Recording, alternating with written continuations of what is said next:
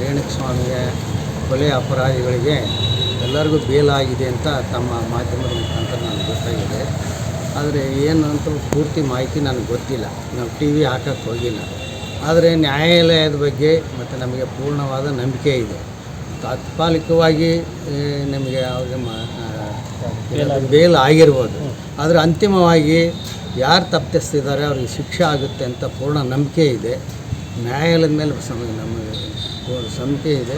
ನ್ಯಾಯಾಲಯ ಅದೇನು ತೀರ್ಮಾನ ಮಾಡುತ್ತೋ ಅದು ಯಾವ ಕಾರಣದಿಂದ ಮಾಡುತ್ತೋ ನಮಗೆ ಅದು ಗೊತ್ತಾಗೋದಿಲ್ಲ.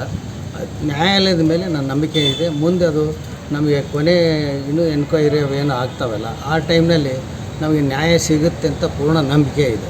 ತಪ್ಪರಿಗೆ ಶಿಕ್ಷೆ ಆಗುತ್ತೆ ಅಂತ ನಂಬಿಕೆ ಇದೆ. ನಾವು ಈ ಮಧ್ಯದಲ್ಲಿ ಸರ್ಕಾರವನ್ನು ಕೇಳೋದು ಅಷ್ಟೇ, ನಮ್ಮ ಸೊಸೆಗೆ ದಯಮಾಡಿ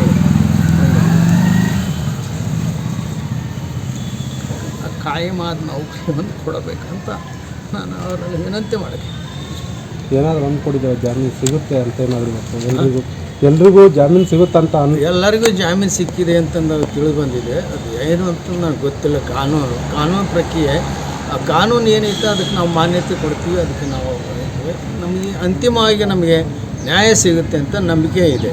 ಕಾನೂನು ಬಗ್ಗೆ ನಮಗೆ ಪೂರ್ಣ ನಂಬಿಕೆ ಇದೆ, ಸಿಗುತ್ತೆ ಅಂತ ನಂಬಿಕೆ ಇದೆ. ತಪ್ಪಿತಸ್ಥರ ಶಿಕ್ಷೆ ಆಗೇ ಆಗುತ್ತೆ ಅಂತ. ಈಗ ದರ್ಶನ್ ಅವರಿಗೆ ಜಾಮೀನು ಸಿಕ್ಕಿದೆ, ಒಂದು ವೇಳೆ ನಿಮ್ಮ ಜೊತೆಗೆ ಮಾತುಕತೆಗೆ ಅವ್ರು ಬಂದರೆ ನಾವು ಅದನ್ನು ಯೋಚನೆ ಮಾಡಿಲ್ಲ, ಯೋಚನೆ ಮಾಡಿ ಬಂದಿಲ್ಲ. ನಾವು ಅದನ್ನು ಇಲ್ಲಿವರೆಗೂ ಅದ್ರ ಬಗ್ಗೆ ಯಾವುದೋ ನಾವು ಇದು ಮಾಡೋಕ್ಕೆ ಹೋಗಿಲ್ಲ.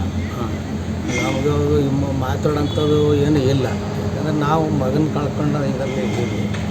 ನಮಗೆ ಮಗನ ಬೇಕೇ ವಿನಃ ನಮಗೆ ಯಾರು ಅದರಿಂದ ಮಾತುಕತೆ ಅದು ಏನು ಅದಕ್ಕೂ ನಾವೇನೋ ಇದಕ್ಕಿಲ್ಲ, ಸಂಬಂಧ ಇಲ್ಲ.